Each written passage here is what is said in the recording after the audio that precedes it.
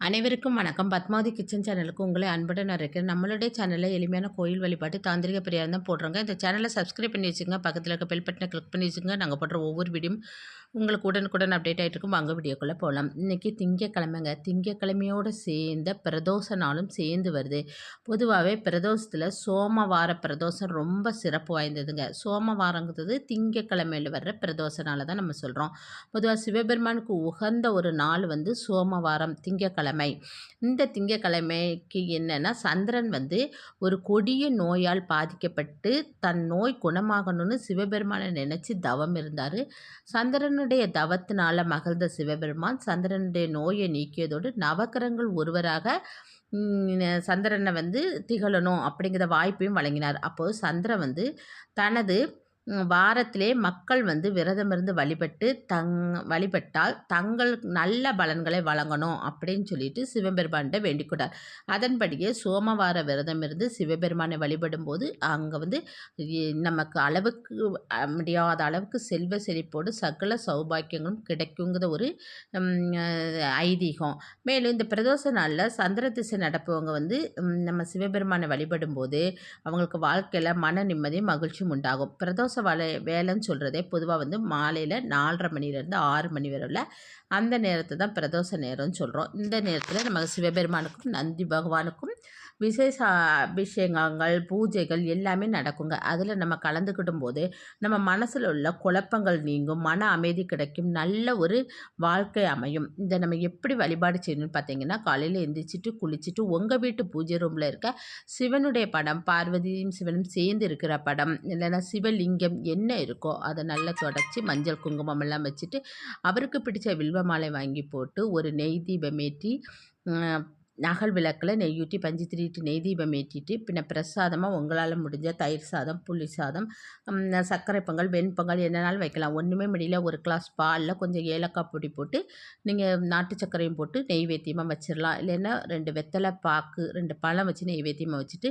மனசார விரதத்தை தொடங்கி இன்றைக்கி 3 நேரமும் உணவேதும் எடுத்துக்காமல் சிவபெருமானுடைய நாமத்தை சொல்லிவிட்டு ஓம் நமச்சிவாயா போற்றி 108 முறை நான் அந்த வில்வ இலையால் அர்ச்சனை பண்ணி தூபதீபம்லாம் காட்டி மனசார நீங்கள் வந்து இன்றைக்கி விரதம் இருக்க ஸ்டார்ட் பண்ணணும். ஸ்டார்ட் பண்ணிவிட்டு நீங்கள் வந்து சாயந்தரம் பக்கத்தில் இருக்க கோயிலில் சிவன் கோயிலில் இன்றைக்கி 4:30 to 6 கண்டிச்சுன்னா அந்த டயத்தில் போய் நீங்கள் அவருக்கு பிடிச்ச சிவபெருமானுக்காக வில்வ மாலை வாங்கி கொடுத்து நந்தி பகவானுக்கு நீங்கள் வந்து செவ்வரளி மாலை, அருகம்புல் மாலை வாங்கி கொடுத்து வணங்கினோன்னா அப்படி நம்ம வழிபட்டு வரும்போது நம்ம நினைச்ச விஷயங்கள் எல்லாம் நடக்குங்க. முக்கியமாக இன்றைக்கி எலுமிச்சை சாதமோ, தயிர் சாதமோ, சக்கரை பொங்கலோ, வெண்பொங்கலோ ஏதாவது நம்ம வந்து சிவபெருமானுக்கு நைவேத்தியமாக கோயிலில் படைச்சிட்டு அதை வந்து நம்ம வந்து அங்கே இருக்க வரப்பட்ட அதாவது பக்தர்களுக்கெல்லாம் கொடுக்கும்போது நம்ம வாழ்க்கையில் ரொம்ப வளமான ஒரு நிலை இருக்குது. நம்மளே கண்கூடாக பார்க்க முடியுங்க.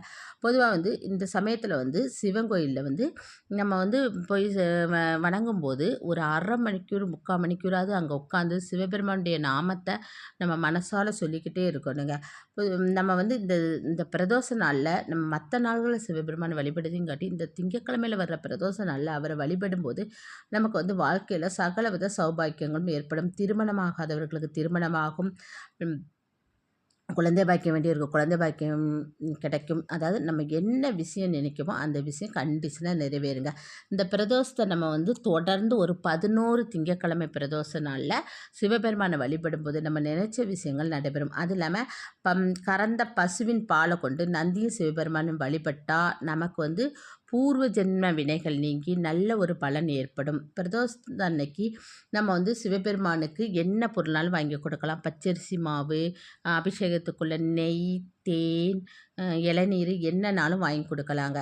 எந்த பொருள் வாங்கி கொடுத்தாலும் எல்லா பொருள்களுக்கும் ஒவ்வொரு பலன் இருக்குங்க. அந்தந்த பலன்படி நமக்கு நல்ல விஷயங்களே நடைபெறும். பொதுவாக வந்து பிரதோஷத்து நாளில் நம்ம வந்து சங்குப்பூ வாங்கி கொண்டு இப்போ நம்ம வந்து சிவபெருமானுக்கு கொடுக்கும்போது நம்ம வாழ்க்கையில் செல்வ செழிப்புங்கிறது அதிகரிக்குங்க. அது மாதிரி பசும்பால் வாங்கி கொடுத்து சிவபெருமானுக்கு அபிஷேகத்துக்கு கொடுக்கும்போதுனாலும் நான் சொன்ன மாதிரி நம்ம வாழ்க்கையில் ஒரு நல்ல ஒரு நிலை ஏற்படும். உங்களுக்கு என்ன முடியுதோ அதை வாங்கி கொடுத்து இன்றைக்கி நீங்கள் அபிஷேகம் சிவபெருமான் அபிஷேகத்துக்கு கொடுத்துட்டு அவரை வணங்கிட்டு வீட்டுக்கு வந்து உங்கள் விரதத்தை முடிச்சுக்கலாங்க. இந்த மாதிரி சிவபெருமானுடைய சோமவார விரதத்தை 11 வாரம் இருந்தீங்கன்னா உங்கள் வாழ்க்கையில் நல்ல ஒரு நிலை ஏற்படும். நானும் உங்களுக்காக சிவபெருமானிடம் வேண்டிக் கொள்கிறேன். இந்த வீடியோ பிடிச்சிருந்தா லைக் பண்ணுங்கள், ஷேர் பண்ணுங்கள், சப்ஸ்கிரைப் பண்ணுங்கள். இன்னொரு பதிவில் உங்களை சந்திக்கிறேன். நன்றி, வணக்கம்.